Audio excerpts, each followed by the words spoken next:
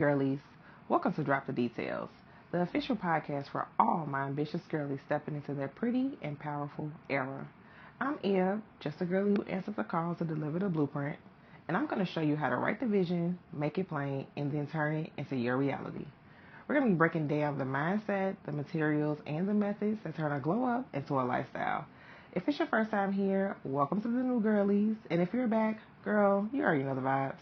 So come on in, get comfortable, and let's get into the details. What's up, girlies? Today we are going to talk about how to be pretty and powerful in the corporate world. So I know a lot of the girlies are climbing that corporate ladder, and I'm here to share a few tips for you that I kind of did in my career that allowed me to be able to climb the ladder as high as I am now. So remember, we're being pretty and powerful, meaning that you're going to be able to walk that walk and talk that talk. Pretty is going to get you in the room, but power is going to keep your seat in the room. So here's the first thing I want you girlies to do. I need you to perfect your corporate baddie look. Right? So that means that you need to get you a really nice hairstyle, get you some really nice work clothes. It may require you to go and get a few pieces tailored, get some key pieces. This is where those capsule wardrobes come into play. So I like to keep a good trouser. I'm a skirt girly, but obviously a corporate friendly skirt, a corporate skirt. I do blazers, it's kind of jackets. I do really nice jackets when I have to do a jacket where, it's too cool for a blazer. Really nice work shoes and a really nice work bag. I keep my nails, they're rememberable, but they're professional. So I wear, as you girlies know, really long nails. They're my nails. I just really started kind of doing loud colors or colors that kind of draw attention just because I'm not in a lot of client facing meetings as I was in the past 3 years. But when I was, I kept it very professional. Again, memorable enough for them to say, "Oh, your nails are so nice," but not where they're saying, "Oh, your nails are so nice." You girlies know the difference, right? Hair, same thing. I just became a blonde and bald baddie. Now, I always wasn't blonde and bald. Like I wore finger waves, but I kept them very professional. They weren't very hard. They were kind of soft, and they looked more like waves, and it's like soft, dry waves, opposed to very hard, in there gelled up finger waves. So, and I kept my hair black because again, I needed it to be memorable but professional. Now I know we want to show up in these places and be our authentic self, and I fully support those things, but I also feel like it's a time and a place. When I was off work and I took vacation, I did whatever I wanted to do with my nails, I did whatever I wanted to do with my hair, but when I was in work and it was time for me to be in those meetings, I was professional, right? I kept it very professional. And I'm not saying that our hairstyles are unprofessional or, wigs and all the other kind of stuff. I'm just saying get you a style that makes you look professional but memorable, right? You want to be pretty because you want to get in the room, because believe it or not, we're going to say whatever we want to say, but pretty opens up doors for you, right? Pretty privilege is a real thing. I know, that Sweetie came out and said that pretty privilege backfired on her, but I truly believe that something was happening where she just couldn't walk the walk and talk the talk. And that's where pretty kind of backfires on us when we're getting in these rooms and we're just a pretty face, right? Or when you get in these rooms and you're not contributing the way that you need to be contributing. So before we kind of dive into the power part, let's keep on the pretty part. Again, get you some really nice pieces. So nice work bag. I don't really carry, all my purse charms on my work bag. I don't be jingling and jangling and jangling and jingling when I'm going to these meetings or these conferences that I have to go to. Very nice work bag. It's not super loud. It's either brown or black and brown. And I don't really do a lot of name brand. Sometimes I do, but sometimes I don't. And again, that's just my preference. That's just what looks good on me, and that's the image that I'm projecting. But I just highly recommend that you get some things where you still kind of have a little bit of your style and what looks good on you, because everything looks different on everybody. But I do think that you need to keep in mind that you want to remain professional, right? Because I never forget the story I had where my hair was long and my hair was curly, and I had accidentally did a skunk stripe at home, and my hair was black and the skunk stripe was green, was like a dark green, but you couldn't really see it, right? You couldn't really see it. I went on vacation. It was the summertime. I came back and I had the bright idea to dye it like a dark pink, right? And it was so fire, y'all. It was so fire. But I remember I wore it to work. Now, this is before I kind of stepped over into, we'll climb the ladder one more rim. I was still kind of just local. I wasn't going to these meetings that were in other cities and doing too much client work. But a client came to see me, and me and him had worked together for years. So he came, now he had just got promoted. So he came to see me, and as we're sitting there, he's looking at my hair and he was like, "Oh, that's fun." And I was like, "That's fun." And then, I just kind of was like, okay. But the way he said it and the way he looked at it, I knew that he was immediately judging me. Now, what kind of saved me, because later on, he would be the one who would start kind of advocating for me to come to these client meetings. What kind of saved me is that he knew me. He knew me, and he also knew my boss.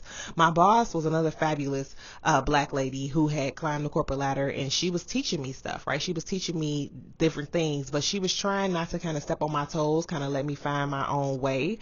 But she would drop like subtle hints. So I really was into leopard print. I had a thing for leopard print, and I wore leopard print literally like almost every day. But it wasn't, it wasn't. I guess you know how sometimes leopard print can lean a little bit cheesy depending on what the print looks like and what color the print is and stuff like that. I didn't care about none of that girlies. I was like, I'm a leopard print girly, and everybody in my local office knew that, and so they would buy me like little leopard print earrings or leopard print gloves or stuff like that. But again, it was more cheesy leopard print than that classy leopard print. And I remember she would make these little like comments like, "Oh, you got some more leopard print on today," or "Ebony always got on all this leopard print." And I remember, but she would make these kind of comments, and they weren't demeaning or mean, but it was almost like she was kind of letting me know. So then one day she kind of came to me and she was like, "Look, I'm finna get ready and promote you. You finna have to start going, all across the country and going to these different kind of meetings. I need you to go and kind of change your style a little bit, right?" And she was like, instead of like a full leopard print outfit, maybe we'll just do, one thing, right? A leopard print shirt, but kind of look at the spots on it and look at the color and look at the quality of the item. And so she really started kind of giving me some tips and ideas, and I'm super appreciative of that. And again, I've had so many people pour into me in the past that is why I pour so much, and I want to pour so much into my platform and the girlies, because I was given the blueprint, and now I want to give the blueprint and ensure that I'm telling my story so that the girlies don't have the same humps and bumps and roadblocks that I had.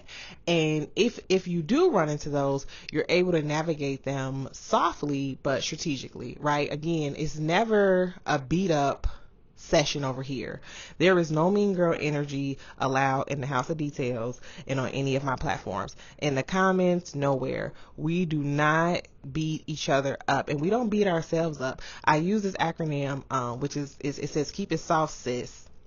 And my whole intention behind that is to remind the girlies that, hey, I know that we may ask for others' opinions, and we may, put our stories out there for others to comment on. But as you're commenting and as you're kind of giving your opinion, I want you to think, this is my sis, right? This is my fellow girly, and we're peers. So that means that we're going through the things together. And if we're not peers, that means that either I look at you as a mentor, or I'm acting as a mentor, meaning that I'm either older or I'm younger than you. But whatever it is, the message is very rooted in love. It's rooted in love and it's rooted in grace. And that's what I want to keep constant in on the platform, is that yes, we are here to give you the blueprint. I'm here to give you the blueprint, but I'll never not give it to you with grace, because I understand how sometimes it's hard to hear feedback. It's hard to hear things that you're doing that may be wrong. It's hard for someone to have to just kind of come and say, like, listen, I need to just lay this out for you so that you can see what's kind of going on. So again, when you're commenting in the comments, I know I say again a lot, girlies, but we just rolling with it. When you are commenting in the comments and when you are interacting with the other girlies in the House of Detail, I always ask that you remember that you are doing this with grace and that you are helping a fellow girlie out. You're her peer. You may even be on her board of directors. You just don't know the role that you may play in her life. And I want you to be cognizant of that, right? I want you to be aware of that. Be very aware of that. And I want you to take care in the words and the advice that you give her. If it's not something that you are a subject matter expert on, then maybe you should say that, like, hey girlie, I don't really know exactly, but maybe you should try this. Or if you are a subject matter expert on her, you give your opinion, but it's never to tear each other down. There is no competition here. There is no kind of competition, and there is no comparison. Remember, comparison doesn't live here. Yes, we may hyper focus on certain girlies because they are out there telling their stories, and we're here to learn. So we it's not comparison. It's more so giving us permission, and it's letting us see what can happen if you do this, A, B, and C, right? We're laying the blueprint, and the blueprint requires people to read the blueprint and ask questions about the blueprint.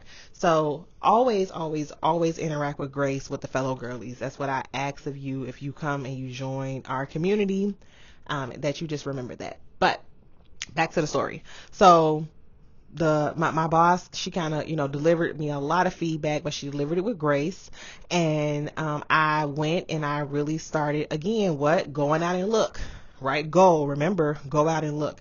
I started looking at Pinterest boards. I started looking at other stylish girlies. I'm a thrifter, so I started looking at girlies who thrifted and thrifted work clothes. Then I went and I figured out what looked best on me in my body shape. At that time, I was probably about 70 pounds heavier, and I'm 6 feet tall. So while I didn't look, like I didn't look like I was as heavy as I was holding a lot of weight, but I learned to strategically dress around that, right? Like I started doing more flowy things so it didn't, cling up around, my fupa, or, I adopted this earth tone color shade, and now I can't get away from it. Everything I want is either brown or tan or caramel or khaki, but that kind of became my new leopard print. It was earth tones, and I learned how to do my makeup really well. And I had to go through changes with the hair. If you know me, you know that I love to change my hair. I'm never satisfied with it,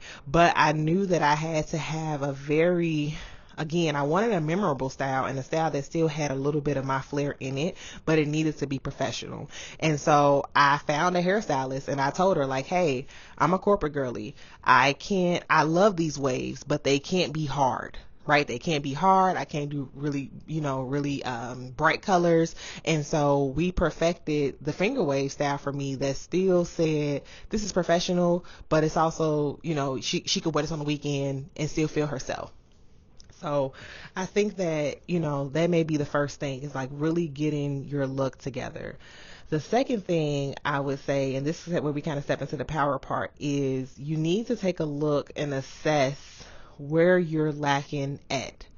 So, when I mean lacking, I mean lacking professionally in your professional development. Do you need to work on your speaking skills? I still struggle with my speaking skills a little bit because I like to talk really fast, and especially now that I'm editing this podcast, when I play things back, I'm like, what word did I even say? Or I'm trying to say a word and I'm not sure of how to pronounce it, or it may not come to me as fast because it may not be a word that I use in my everyday vernacular. So that's one thing that I chose to work on. So I chose to work on my speech. I actually enrolled in Toastmasters. Toastmasters is a public speaking club. And look it up, girlies. I'll see if I can drop it in the information on my platform so you guys can look it up. But it's a public speaking club, and it helps you work on speaking in public, like giving speeches and having to maybe give these speeches on the fly. So I enrolled in that. I also started reading more, and I read more not only to kind of give my brain a break, but also to expand my vocabulary. When I was a child, I read so many books. Like, I was a Harry Potter fan. I read all the Lord of the Rings. I mean, I was always reading, and I noticed that helped me with my vocabulary tremendously. But now that I don't read as much, nearly as much, and I'm, of course, we're taking in content in other ways. So like YouTube and TikTok and Instagram, you're seeing words, and you want to use them, but you're not sure how to pronounce them, or you're not sure how to use them in a sentence, right? Like, that took us way back to elementary school. Like, how do you use this word in a sentence? So I would highly recommend reading more, right? Because that's something that I want to do now. Even now, I want to read more, and you don't have to read, just a certain type of genre. You can read whatever genre you want to read. You just want to read more so that you can get your brain back to, I guess, start training it back, right? Training it back for different vocabularies, using words and sentences and things of that nature. So the other thing I did was I started reading specifically different things. So Entrepreneur, other kind of business magazines. Like, I love the New York Times. I love the Wall Street Journal. I have all those subscriptions on my iPad, right? So you can, I know some of us may not pay attention to it, but Apple News has it where you can subscribe to all of these different magazines, and they're available on your iPad. So I started reading, again, Wall Street Journal, New York Times, the LA Times, just to kind of expand my, I guess, try to expand what I knew, right? In basic words, just I needed to learn more, but I wanted to learn more so that when I got in those circles, I could hold my own, right? It's nothing like when you go into a circle, and yes, you're a beautiful woman, you're going in these rooms, and you don't have any substance to you, and like I said, it's you can't walk the walk and talk the talk. Like, you need to be able to do both. So if you're going to go in there and you're going to be this this beautiful woman, this pretty woman who walks in this room, they want to make sure that you should be in this room. So it's like, okay, well, is she just here because she's a pretty face? Is she just here to take the notes? Is she just here to get our lunch orders? No, I'm here. I have a seat at the table, and I have something to contribute. So I highly recommend that, expanding your knowledge, your day-to-day knowledge, reading about different things. Read you some business magazines, read you some golf magazines, right? Read different things so that you can be able to go into these rooms and hold your own. It's nothing like when you're pretty and interesting, because now people seek you out to talk to you, right? And they're not seeking you to talk to you because your hair looks interesting or your nails look interesting. They are talking to you because they may hear you talking to someone else, and they're like, wait a minute, she knows this. I'll never forget, I went to a corporate meeting in Oakland, California, y'all. And I was there, and I was with a coworker. I was traveling with a coworker. We hadn't traveled a lot together. Now, we had worked a lot together, but we hadn't traveled. And obviously, when you go on corporate travel, you go and you do the day on site, and then it's team building dinner time. So we went to dinner, and we were talking, and he kind of just said, what kind of things are you in? And I kind of gave some safe answers, and then he started telling me that he was into anime. And my ex-boyfriend at the time, my boyfriend at the time, he's my ex now, we watched a lot of anime. And so I was able to talk anime with him, and that gave him he looked at me in a different light, right? Because I was able to kind of talk anime, and here it was, I was this, this black girl with finger waves and long fingernails, and I was able to talk anime to him. Now, again, girlies, don't come for me, because I know you're like, what I wear and how I look has nothing to do with what I know. But you just have to remember that people are going to look at you and that's your first impression of you. So yes, it does not matter, and it should not matter, but it does. Right? We know it shouldn't matter, and that does not matter, but it does. So when I was able to talk anime to him, I noticed that he started pulling me onto more projects. He started pulling me into different type of conversations, right? Where I was able to kind of continue to grow the corporate ladder because he felt like we had a personal connection. That's what it really is. When you're a pretty woman and you can go in and you can make these connections with people, whether they're male or female, because I've had the same experience when it comes to female coworkers that I really didn't work with a lot, but I was able to connect with them on something different. Obviously with the girlies it's easier because you can connect about hair and makeup and stuff like that.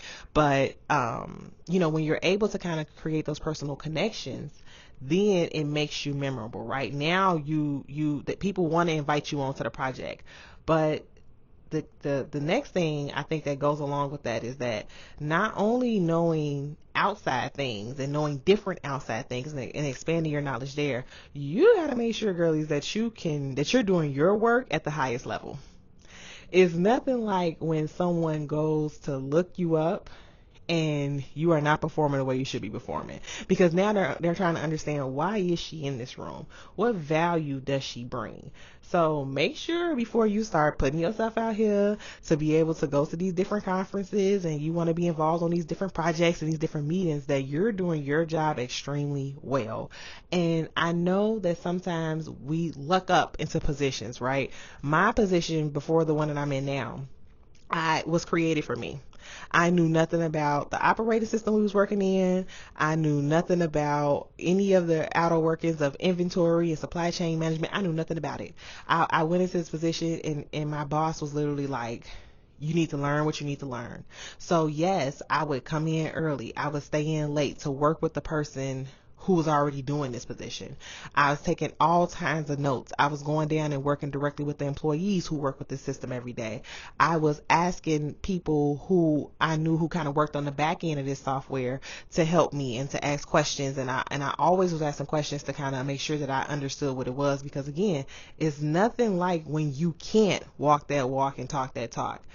Being a woman in the corporate world is not easy. And it's nothing worse than when someone asks you something, or someone is requesting something and it's not your best. You're automatically going to have to provide your best. Like, you're just going to have to be that girl. So you're going to need to make sure that you're able to do your job very well.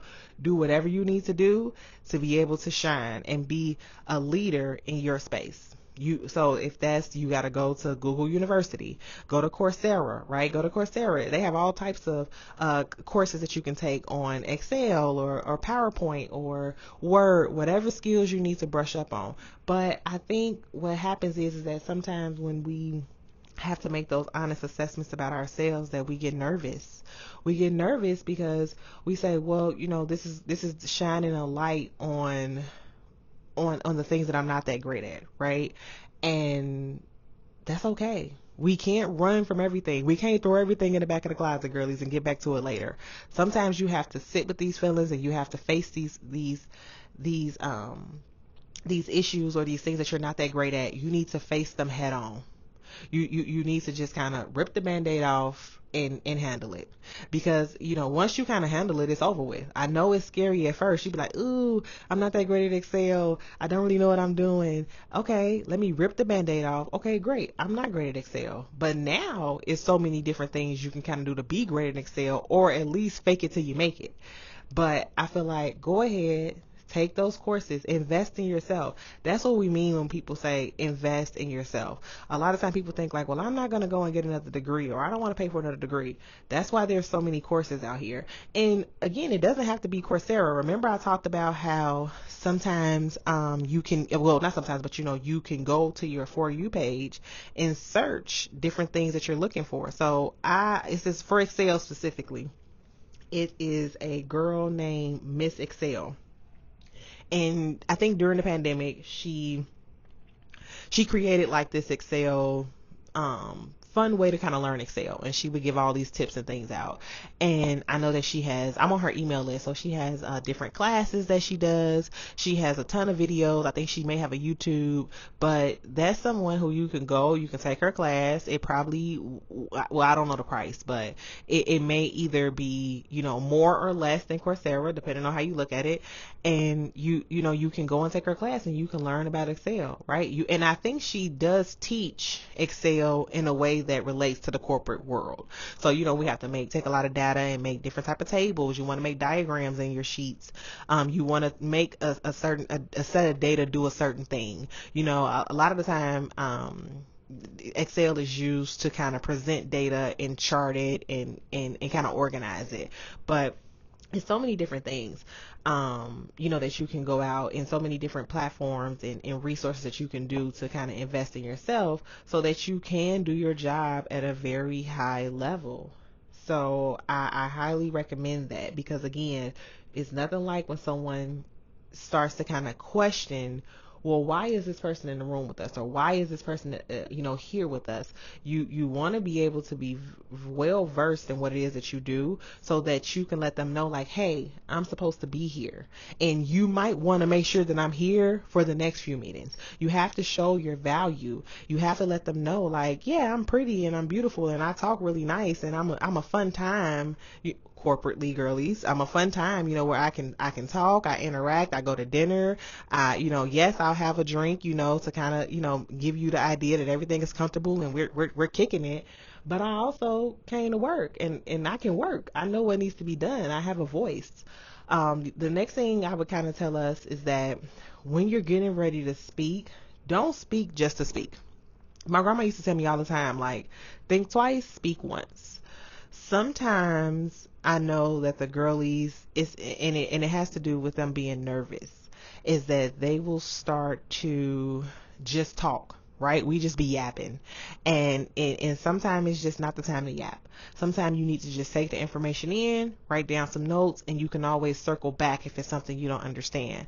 But you'll know when it's the appropriate time to kind of ask a question, or when to kind of speak up. But I highly recommend thinking twice and speaking once, because you don't want to ask a question about something that's already been asked, or you don't want to show your incompetence to everyone.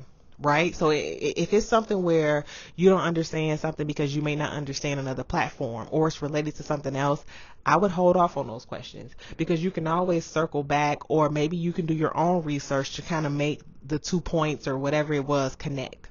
But I would not, don't show all of your cards, girlies.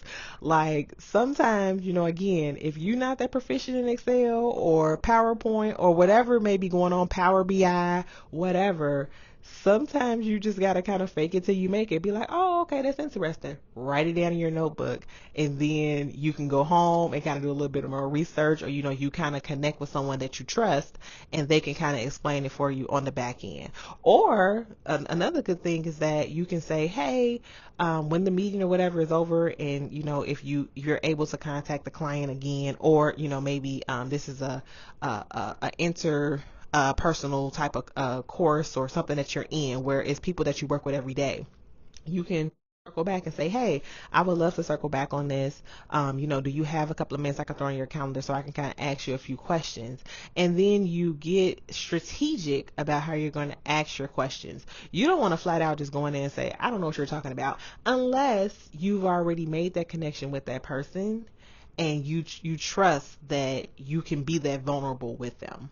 But if not, you have to kind of strategically frame your questions so that you can look like you know what you're talking about, but still get your question answered. So don't show all our cards. Everybody don't need to know that we don't really know what's kind of going on. And again, be selective with the questions that you ask. Always, always, always take notes, and have a nice notebook and a nice pen to take it with, because believe it or not, again, you're beautiful, right? You're sitting there and you're radiant, right? You're radiating at this table, and so people are watching you. They're watching you to see what you do, what you kind of pull out of your purse, what kind of writing utensil you're using, what kind of notebook you're using. Sometimes I take notes on my iPad, and sometimes I take notes in a notebook. Now I will say, full transparency, I am a note taking girly. So I always have a fun little notebook, and I always have a bunch of highlighters and different color pens and all of that. So one time I went to this meeting and I pulled all of that out, right? I pulled out my little pencil bag, I pulled out my fun little notebook, and I was in there and I was highlighting and marking and this and this and that. And I remember this guy, he said, "Okay, here comes the preschool teacher." And I looked and I laughed, I was like, ha ha ha, don't tell everybody that, I like to use all these different colors and things like that. But it let me know right away that people were looking at me and that it could have been judging. Now, he could have been judgmental. He could have not been judgmental. I don't know. But it's the fact that he thought that he should make that comment in front of everybody. And it immediately let me know that I needed to tighten up in that area, right? Because again, I wanted to be noticeable but still professional. So I every year I invest in a really good notebook, and it looks really nice. It might be leather bound and gold coils and all of that. It looks so nice and professional. It looks expensive, right? And I invest in a really good expensive pen, and I always invest in two, because that way I'm able to let someone borrow a pen. And it again, it's all about the details. So I let them borrow this pen. They're like, "Ooh, this is a fancy pen. She's a fancy girl." So I always make sure that I get two, and sometimes I get my name on it, sometimes I don't. But I make sure again that they're fancy, they look really nice, because again, it's all about your presentation, and it's about how you look, and why you're in the room. I feel like when somebody goes into a room and they have fancy writing utensils, they mean business. You like, oh, they finna take some notes, because they don't pay some money for that notebook and they don't pay some money for that pen. So those are, just some of the things that I think can help us show up as pretty and powerful in the room. I'm trying to think about, is there anything else I would any advice that I would kind of give. Again, oh, well, this is a big one. I think that you should, again, this is all about making connections. I think that you should look these people up on LinkedIn. Now, I know, again, the whole monitoring spirit and all of that kind of conversation is going around, but I believe that in corporate settings, people put a LinkedIn page up for a reason. It's because it's for professional networking. So absolutely, I'm going to go and look you up on LinkedIn. I love to take the meeting invites and look at them and see who are all the people who are coming to this meeting. Now, a lot of the times they will have their LinkedIn profile connected to their Teams profile or Slack profile or whatever. So it's really easy for you just to kind of click on their name. It'll give you usually their phone number, if they have one, like their work phone number, and their email address, and it'll give you their LinkedIn profile. It'll say, this person could possibly be these people on LinkedIn. Now, I will say this in full transparency, that my LinkedIn profile, I had it. It is worth its weight in gold, right? It's worth its weight in gold, but my profile is very what's the word? I don't want to say plain, because I went from, it was my professional profile, where I kind of talked about like all of my professional career and things like that, and then I got rid of all of that information and kind of just put a lot of my freelance information on there, because at that time in my life I was going to go become a full-time freelancer, but I never switched it back. And I put it on the back burner because that wasn't what I was striving for anymore. But now that I've kind of come back into the corporate space, and I'm going back up the corporate ladder for a little bit, I'm going to take some time and revamp it. And what's funny is that if you know me from my other websites, you know that I actually do this as a side hustle. So I create people's LinkedIn pages, I create resumes, I create cover sheets, I give interview coaching, I give career coaching. So I would literally be creating other people's LinkedIn, and my own LinkedIn was not where it should have been. But I am going to take some time this holiday season while I'm off to update that and make it fresh for 2026. If you girlies want me to do a separate episode on this, which I probably will, what are some of my tips for LinkedIn, I will more than likely share that blueprint. I have had great success with my own LinkedIn as well as with my clients' LinkedIn, and I think I have some, and they're not tips that you haven't heard before.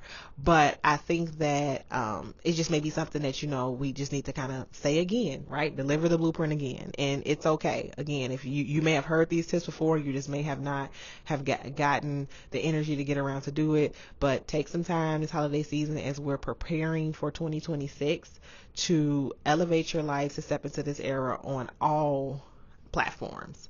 So that even means maybe if your Facebook is one of those things where you share your Facebook with your coworkers, making sure that that's where it needs to be at. But definitely, I would highly, highly, highly suggest that all the girlies, if you're in that space, the corporate world, to take some time and work on your LinkedIn, because it can be worth its weight in gold. I have had so much success when I am looking to pivot in my career by going on my LinkedIn and saying, "Hey, I'm looking to pivot. If your job has any opportunities that you think align with my experience, please let me know." Or, where I'm able to kind of reach out to HR managers that I may have applied at a job at, or I've seen the job on LinkedIn. Again, first impressions are everything. So, being able to come to your LinkedIn and see that it's updated. It is updated. So many times I get clients' resumes and LinkedIn's. They are not updated, meaning that the job that it says that they are at currently, they haven't been at that job for 5 years. And I always say, like, you gotta spend some time, especially if you're living in this corporate world and this is where you're gonna live at for a few years. You have to make sure that everything stays updated. Just as much as you update your Instagram, you should be updating your LinkedIn. People use LinkedIn now as a real social media website. So it's very similar to Instagram. People upload pictures and things like that, but they always have this professional lens on them. So I always tell people, though, take some time, a couple of times a year, to update your professional branding to ensure that it reflects the best version of you in that corporate space. So I'll be dropping that. I'll probably drop that in a couple of weeks because, like I said, I'm going to take some time to update my own, and then I'll share it, right? I'll share it so you guys can see what it looks like. I'm trying to think if I have any digital products that I created for LinkedIn specifically. But I don't think I did. So unfortunately, I won't probably have a digital product for that, but I will, I'll take you through some of my tips and tricks for making the best profile possible. And again, it won't be anything that you haven't heard already, but you take it and do with you as you will. But I encourage the girlies to get their professional image and their professional branding together. So I hope that this was helpful. If you guys have any questions about moving up the corporate ladder, if you have any more questions about my corporate ascent and what did I do to get to where I am now, I'll be happy to answer them. Make sure you share this with another girlie. Save this, follow. Please interact with the comments, interact with the content so that it can be shown as to many girlies as possible. That's how we get the word out, right? I know, sometimes you share it with your inner circle, but also we need to make sure that it is coming across the girlies who need it, who may not be in your inner circle, right? So when you interact with the content, it tells the algorithm, hey, this is really good content and I need to get it out in front of other people who are similar to the people who are interacting with it. All right, girlies, until next time, XOXO. Pick up, girly. That's for you. Your pretty and powerful era is calling.